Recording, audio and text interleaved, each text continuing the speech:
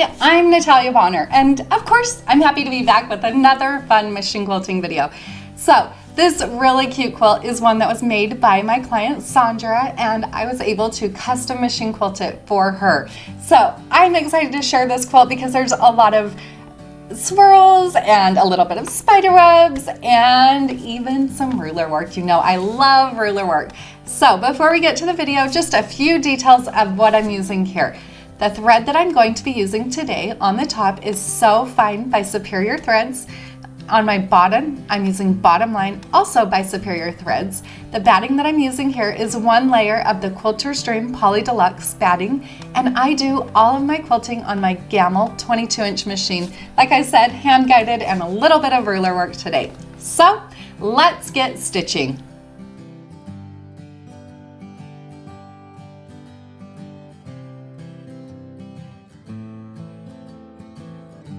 These pumpkins are so much fun. Don't you just love a fall quilt? I am so excited to share this little quilt with you today. As you can see in this image here, the quilting is mostly complete, but you can get a little idea of what we're going to be quilting here. So there's basically 4 different pumpkins quilted in this quilt or pieced into this quilt, and I'm going to basically use 4 different motifs to quilt each of those pumpkins. Then in my background filler, I'm going to quilt swirls. I love swirls. I think they're such a great filler. And I even hid a couple of spider webs in this background. Because I wanted it to stay more of a fall quilt instead of a Halloween quilt, I felt like just adding one in there, not making it take over the backing, would be a really fun fit. Let's get stitching. Now I'm going to start out by stitching all of the background before I actually quilt on the pumpkins themselves. I am going to use a few different thread colors here, so I want to make sure that I can eliminate as many thread changes as possible. So when I look at a quilt like this, I look at it and determine what is there the very most of. Obviously, when you look at this quilt, the background filler the background fabric is what there's the most of. So I am going to use a gray thread and stitch these fun swirls on that whole entire background. Now I'm doing all of my quilting here on my Gamel 22-inch machine. Obviously, this is hand-guided quilting, but what I want you to see here is how I start on the left side of my quilt as far down as my throat space will allow. Now, if you're working on a domestic machine, your process is going to be a little bit different. You'd probably want to start more in the center of the quilt and work out from there. But on the long arm, I like to start as far down as my throat space allows me, work up kind of towards the top across the quilt, and then finish over on the right-hand side of the quilt. Now, I do teach you step-by-step how to machine quilt these fun swirls in my book and online class, Beginner's Guide to Free Motion Quilting. But here's just a couple of little tips that I can give you. Whenever you're stitching swirls, always leave yourself an out. So I'm always thinking ahead and thinking about how I'll get myself out of that place that I stitch into. After you've left yourself an out, a couple of other thoughts are echoing. Echoing is always your friend. And then the other advice that I would give you is alternate directions. If you can alternate directions, overall you're going to end up with a better result versus if you don't alternate directions, they're going to kind of look like your quilt's falling or tipping over. So just a few little tips, but do make sure you check out my book and online class, Beginner's Guide to Free Motion Quilting. Now you can see I will add in, like I mentioned, just a couple of little spider webs. I love machine quilting spider webs. They're so much fun to quilt. Really, I start out with a few straight lines. The spacing between those lines isn't even consistent or perfect. And then between those, I work back and forth, adding in some fun scallops. I love hiding those little details in my quilts. Now, right now I'm not doing any stitch in the ditch work, but I will do stitch in the ditch work around those pumpkins when I change my thread color and work on those individual pumpkins.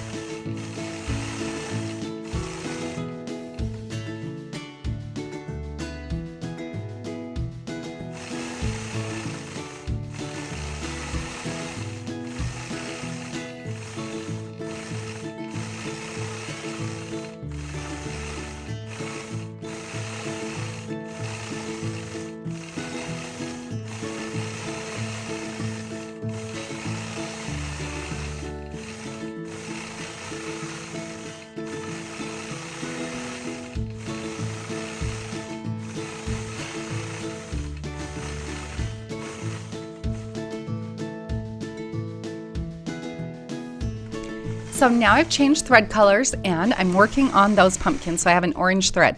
Now, as you can see here, I'm actually working at the bottom of the quilt and I have not quilted the pumpkins above that. Now, why would I do that?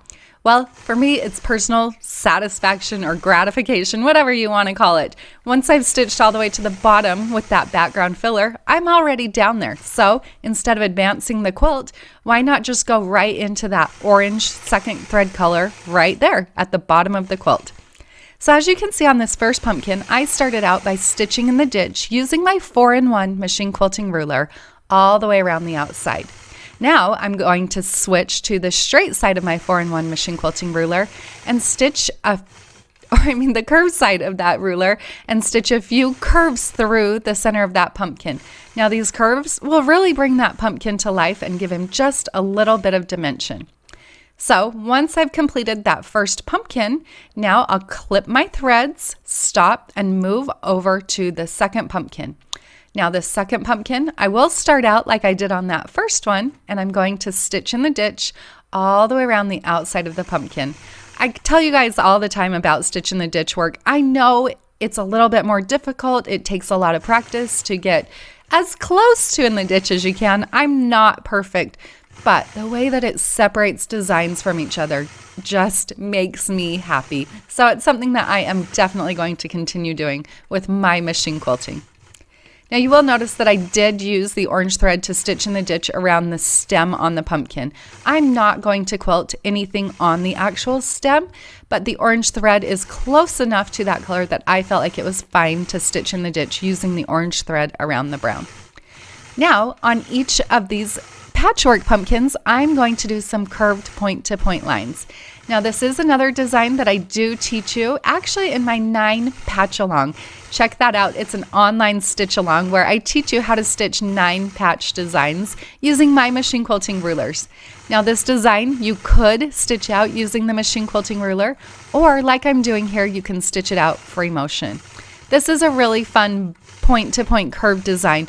Once you get the hang of it and you can stitch those lines without boxing yourself in, you can create really fabulous results. The texture that comes from this design is awesome.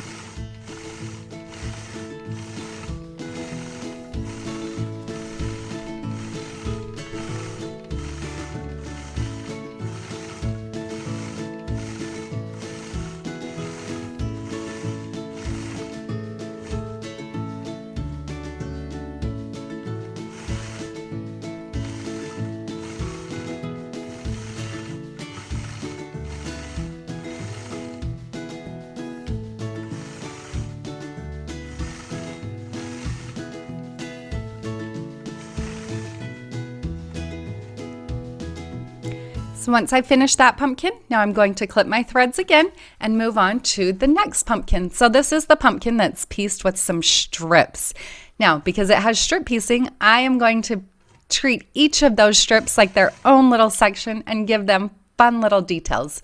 So like the other blocks, I'm using my 4-in-1 machine quilting ruler. I'll start out by stitching in the ditch all the way around the outside of that pumpkin.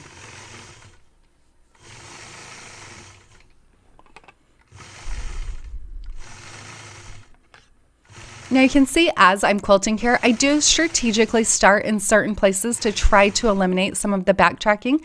Obviously, sometimes I do have to do a little bit of backtracking, but because I'm using the So Fine thread and it blends so nicely, I'm not concerned about that. So starting out that top portion of the pumpkin, I'm going to stitch with the ribbon candy, starting out small and filling in all the way to the top of that pumpkin. Then moving down to the second row, in that second row, I'm going to stitch some straight lines. Now, the reason that I like to combine these two designs, the ribbon candy and the straight lines with the curve at the top, the curve on both of them is it's a curve, nothing harsh. Even though straight lines can be harsh, that little bit of a curve keeps it a little bit soft and just plays nicely with the ribbon candy. So I'll alternate those two patterns in every other row.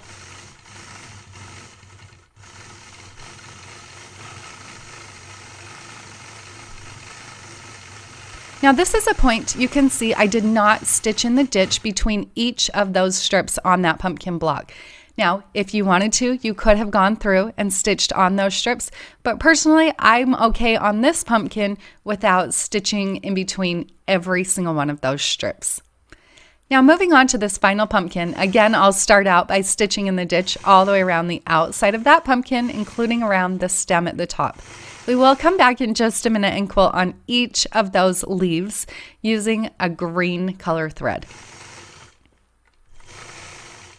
Now, because this pumpkin, even though it's a smaller one, is also a plain or a solid piece of fabric pumpkin, we're going to quilt this pumpkin like we did that first one. Using the largest curve on the 4-in-1 machine quilting ruler, I'm going to stitch a couple of curved lines from the top down to the bottom. Now I'm stitching these using the corners on the pumpkin and also the stem as my reference points. I haven't done any additional marking on the bottom, but you can see that I'm lining up my 4-in-1 machine quilting ruler, those straight marked lines on the ruler, with the outside of the pumpkin for those center lines so that I know the spacing at the top and bottom is even.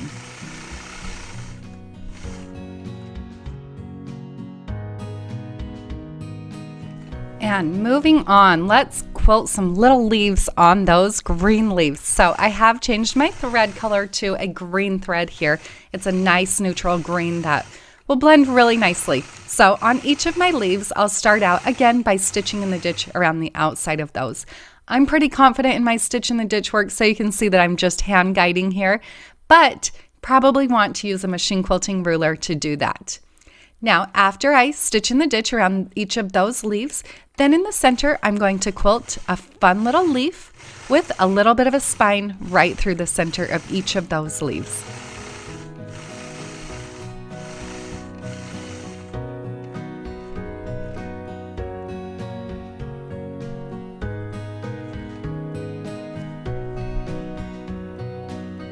Now, once I've quilted all of those leaves, I can take that quilt off my machine and I've got a beautiful fall pumpkin quilt. I hope you all found just a little bit of inspiration from today's machine quilting video.